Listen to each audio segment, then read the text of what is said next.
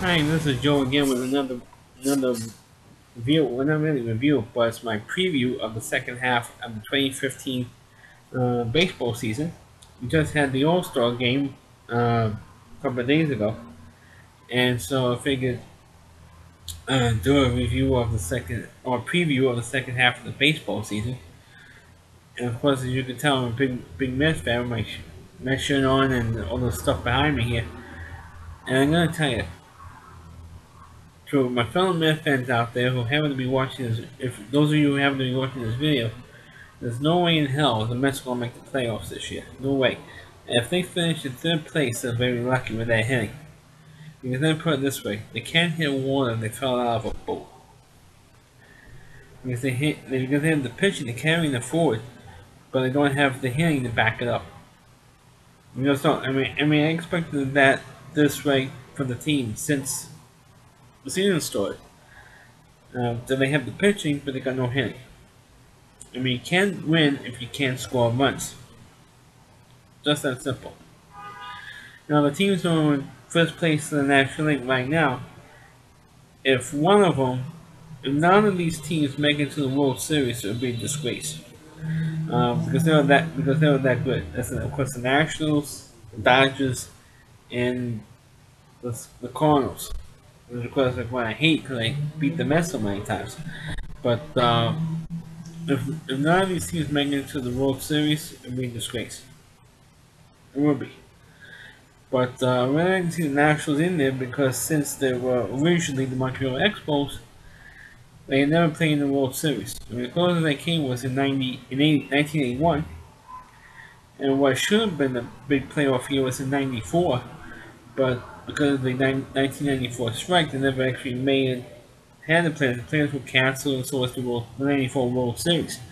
So those were the two closest years that since when the Nationals were known as Montreal Expos, uh, they even relatively close enough, or at least good enough to even possibly even make it into a World Series. Uh, but since they were the Nationals and they were in last place for at least for the first few years they were in Washington, they had won, I think, back to back, two out of 3 years they were in first place in the National League East.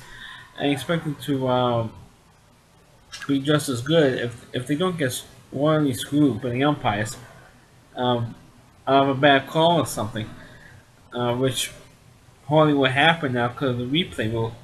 Uh, I expect them to maybe when they don't royally screw up, make it all the way to the World Series. And as long as it's not the Cardinals, because I hate the Cardinals. The Dodgers, of course, the Dodgers haven't been to a World Series since they beat the Mets out in 1988 in the 1988 playoffs.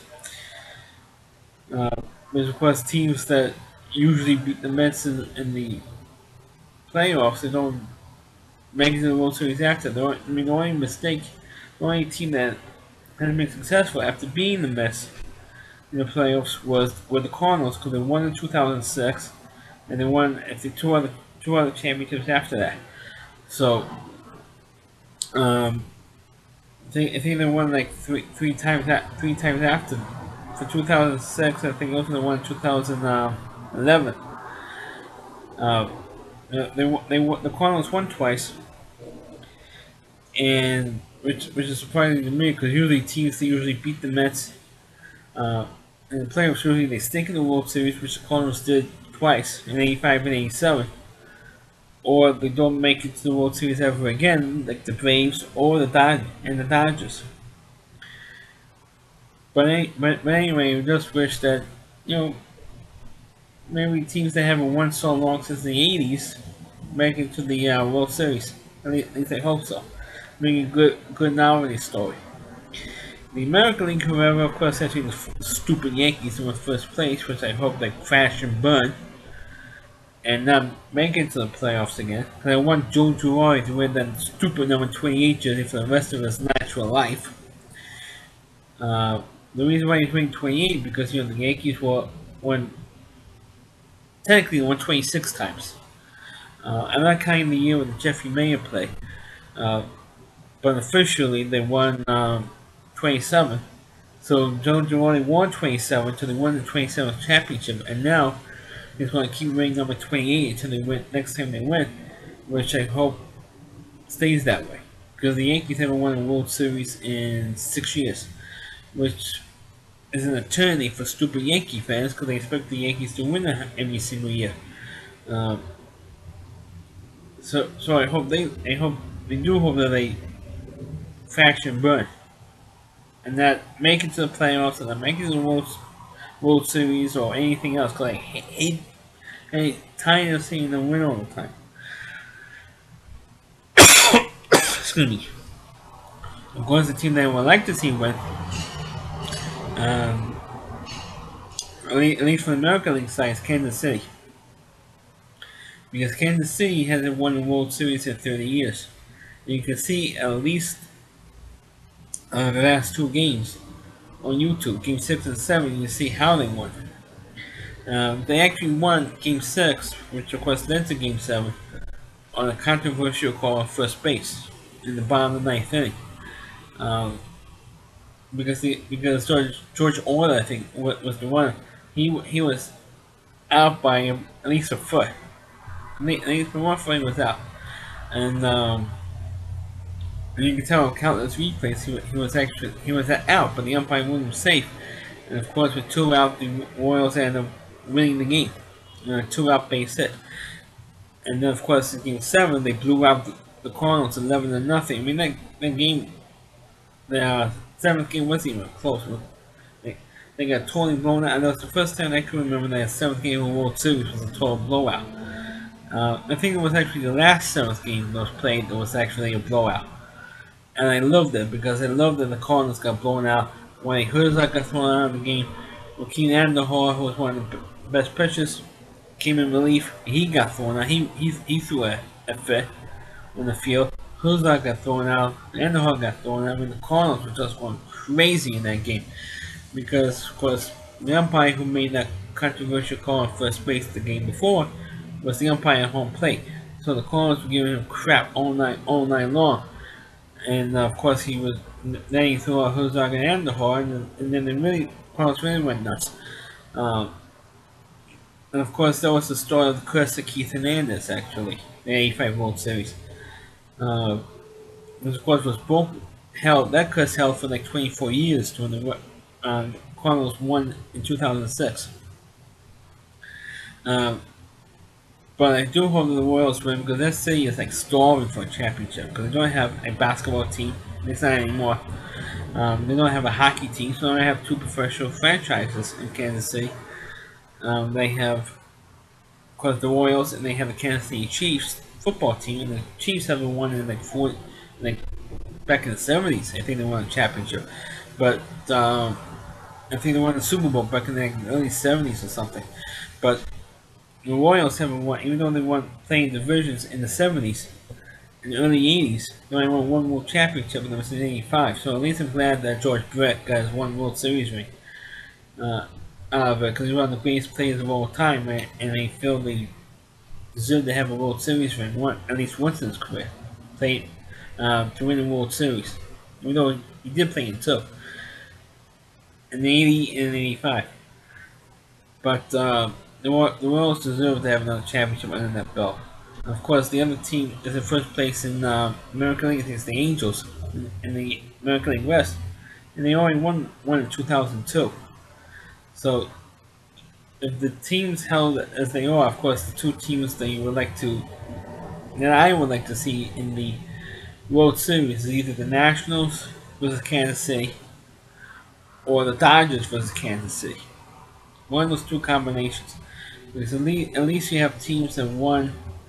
At least with the Dodgers and Kansas City, teams that won back in the 80s and they haven't, or at least the last championship in the 1980s, and haven't won another championship since. Of course, the other team that we'd like to see is the Nationals, because of course the Nationals never been playing in the World Series since they've been in Washington D.C. And as a franchise, since the Montreal Expo days, when they were known as Montreal Expos, they've never played in the World Series either. So it was like one team that it always was a dream to see when they were in Montreal. They have a Montreal Toronto World Series, no Canadian World Series. Blue Jays and them. Well, since they have some time left, one thing that I wanted to complain about when they had the All-Star game this past Tuesday, the 2015 All-Star game, and this has been going on for a few years now, that they've always been cutting out the Canadian national anthem. You say, what's the big deal with that? Well, there is a Canadian baseball team, the Toronto Blue Jays. Even when they had the Montreal Expos, so you had two Canadian teams, and since since the